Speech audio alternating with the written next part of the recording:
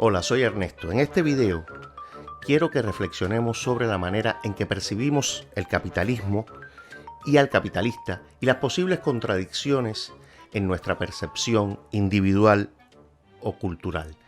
No es extraño encontrar una y otra vez el gastado discurso político, social, económico, donde se culpa sin capacidad de redención al capitalismo por todos los problemas sociales, desde la pobreza hasta la codicia, sin olvidar las guerras y otras penurias humanas. Por alguna razón, casi todo es culpa del capitalismo. Eso me recuerda a un meme donde se ven diferentes pueblos manifestándose ante la embajada americana en su país, quemando la bandera americana, con pancartas antiimperialistas, etcétera, etcétera, etcétera. Y el meme decía, ¿dónde van? ¿A qué embajada van los americanos a protestar cuando tienen problemas, cuando las cosas les van mal? Y es cierto, por alguna razón, todo es culpa del capitalismo y por autonomacia los Estados Unidos de América.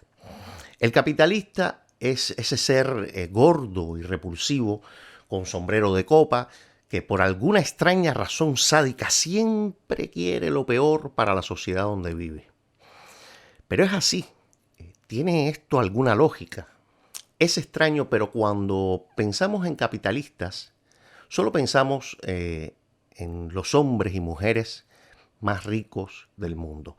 Cuando la mayoría de los capitalistas son personas humildes, con las que nos cruzamos día a día, que ahorran y deciden invertir su dinero en pequeñas y medianas empresas.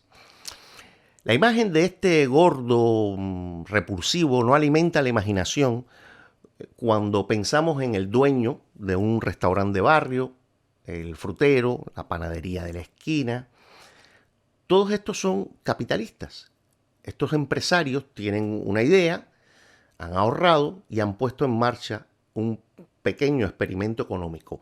Han puesto a crecer a través de un negocio, inversión, el capital ahorrado, con la esperanza de multiplicarlo en el futuro. A estos capitalistas pequeños podríamos llamarlos capitalistas de barrio, que nos proveen de muchísimos de nuestros productos y servicios, les queremos, les saludamos amablemente, incluso muchas veces hasta nos acreditan en sus pequeños negocios con una simple frase, tipo, Manolo, te lo pago luego.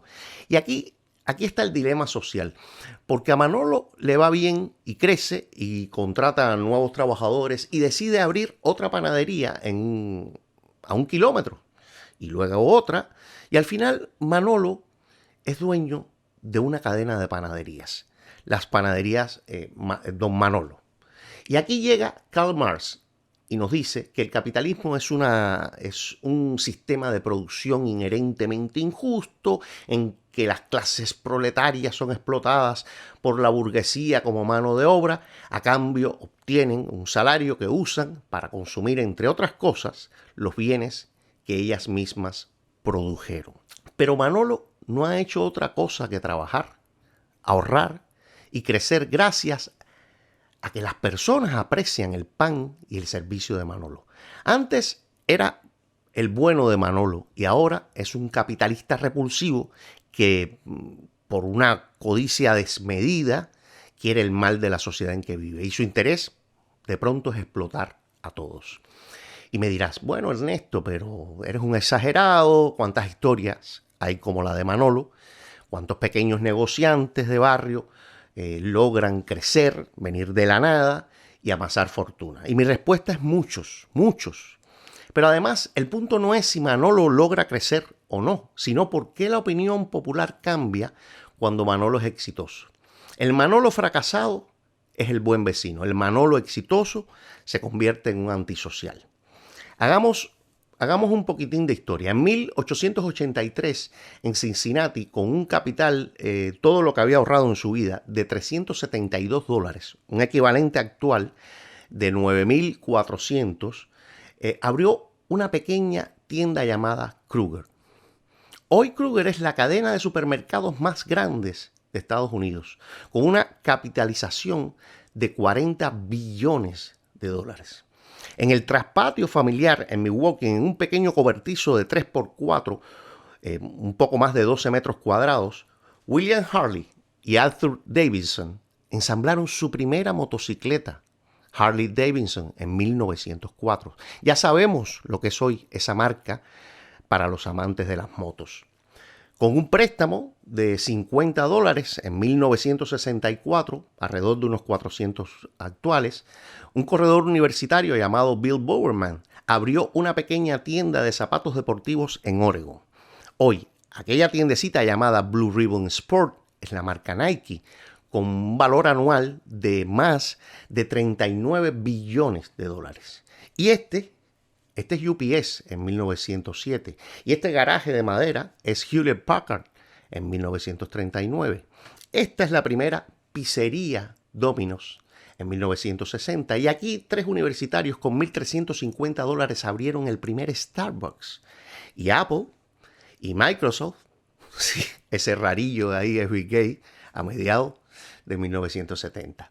Podría estar horas mostrando muchas de las grandes transnacionales de hoy fueron humildes negocios en el pasado, con poco capital, un sueño, y que crecieron gracias a un sencillo secreto. Las personas gustaban de lo que ellos ofrecían. Los clientes regresaban por más. Nadie atacaría a esos capitalistas si fracasan, si no hubiesen crecido, si hubieran perdido su capital y todo su empeño. Porque el que ha tenido un pequeño negocio sabe que las posibilidades de fracaso y pérdida son mayores que las de triunfar. Manolo siempre sería el querido panadero del barrio si no creciera, pero si le va bien es un explotador desvergonzado. Pero no hay manera de que Manolo se convierta en ese explotador si no gustamos de su pan, si no tuviera el sabor esperado, si no abre la tienda a tiempo, si su trato es malo. Solo puede triunfar Manolo si todos le apoyamos en su empeño, porque Manolo se puede beneficiar si nos beneficiamos nosotros. El intercambio libre de servicios y mercancías entre los seres humanos ha sacado a billones y billones de la extrema pobreza. Antes de la Revolución Industrial y por siglos y siglos, más del 90% de la población mundial vivía en extrema pobreza y estos números fueron cambiando a partir del siglo XIX. Para cuando había terminado la Segunda Guerra Mundial, en 1945, 30% de la población había salido de esa extrema pobreza y para el 2015 los porcentajes se habían invertido. O sea, para el nuevo milenio, solo un 10% de la población mundial está en un estado de pobreza tremenda. Si bien la pobreza es dolorosa, tenemos que darnos cuenta que lo inexplicable no es la pobreza, ya que, como dije antes, esta es parte integral de la historia humana. Lo que hay que explicar, lo que hay que estudiar es la riqueza. Lo extraordinario, la anomalía histórica, es que no vivamos todos en extrema pobreza. Pero bueno, ¿cómo sabemos que el capitalismo forma parte importante de este crecimiento económico? Esa pregunta la podría dejar, profundizar en ella en siguientes videos.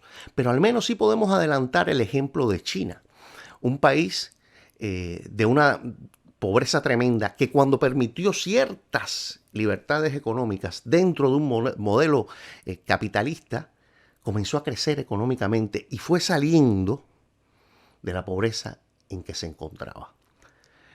Y no estoy argumentando que el capitalismo es la única razón o que sea una fórmula mágica contra la pobreza, pero sí puedo decir que dentro de un marco histórico el capitalismo ha probado ser el complemento necesario para un crecimiento económico y una herramienta muy eficaz contra la pobreza.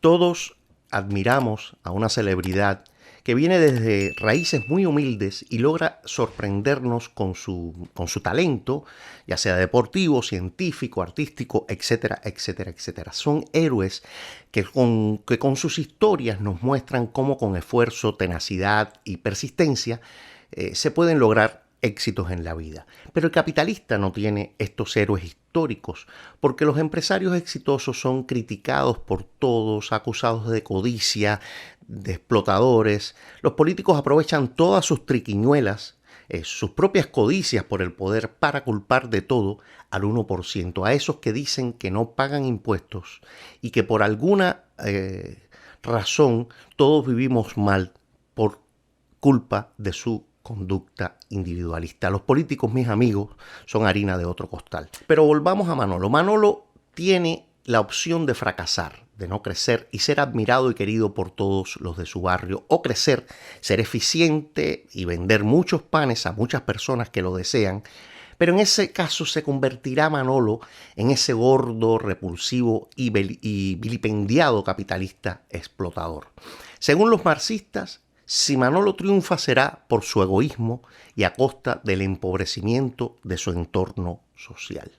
Repito, el capitalismo ha sacado a billones de seres humanos de la pobreza y, a diferencia del discurso marxista de individualismo y egoísmo, el sistema en sí mismo solo es capaz de sobrevivir y funcionar cuando los seres humanos colaboran y se benefician mutuamente.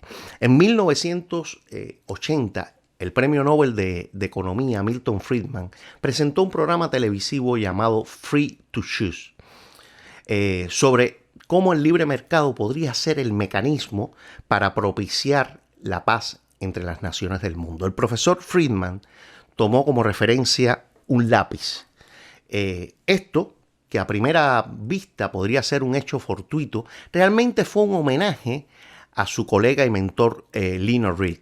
Lionel Reed, a quien no pocas veces se le llama poeta, escritor, pero que realmente fue un economista de la escuela austriaca y fundador en 1946 de la Fundación para la Educación Económica Centro, este centro de pensamiento que promueve el libre mercado y las ideas libertarias y que todavía está vigente y activo en Estados Unidos. En 1958 se publica por primera vez el ensayo de Lionel Reed, I Pencil, yo el lápiz, donde aprovecha para explicar de una manera muy sencilla ideas como la mano invisible del libre mercado, el orden espontáneo y el conocimiento disperso. A diferencia de las sociedades centralizadas, sean estas de orden comunista, socialista, fascista, etcétera, etcétera, etcétera, sociedades donde el Estado decide los destinos económicos, pues bien, a diferencia de estas sociedades, el libre mercado logra de manera espontánea ser mucho más eficaz, rentable e inventivo, partiendo del conocimiento repartido entre millones de seres humanos sin la necesidad de un patriarca político o una élite social, un gran sabio sentado en su trono de poder. Si deseas ayudar a que este canal crezca, pues suscríbete, dame un like, deja tu comentario y compártelo. Nadie sabe en el mundo hacer un lápiz como este. Pero dejemos que sea el profesor Milton Friedman quien lo explique, que lo hace mejor que yo y con mucha más gracia. Recuerda, vive y deja vivir. Look at this lead pencil. There's not a single person in the world who could make this pencil. Remarkable statement? Not at all. The wood from which it's made, for all I know, comes from a tree that was cut down in the state of Washington. To cut down that tree, it took a saw. To make the saw, it took steel. To make the steel, it took iron ore. This black center, we call it lead, but it's really graphite, compressed graphite. I'm not sure where it comes from, but I think it comes from some mines in South America. This red top up here, the eraser, bit of rubber, probably comes from Malaya, where the rubber tree isn't even native. It was imported from South America by some businessmen with the help of the British government. This brass ferrule, I haven't the slightest idea where it came from, or the yellow paint, or the paint that made the black lines, or the glue that holds it together. Literally thousands of people cooperated to make this pencil. People who don't speak the same language, who practice different religions. who might hate one another if they ever met. When you go down to the store and buy this pencil, you are in effect trading a few minutes of your time for a few seconds of the time of all those thousands of people. What brought them together and induced them to cooperate to make this pencil? There was no commissar sending out orders from some central office. It was the magic of the price system, the impersonal operation of prices that brought them together and got them to cooperate to make this pencil so that you could have it for a trifling sum. That is why the operation of the free market is so essential, not only to promote productive efficiency, but even more, to foster harmony and peace among the peoples of the world.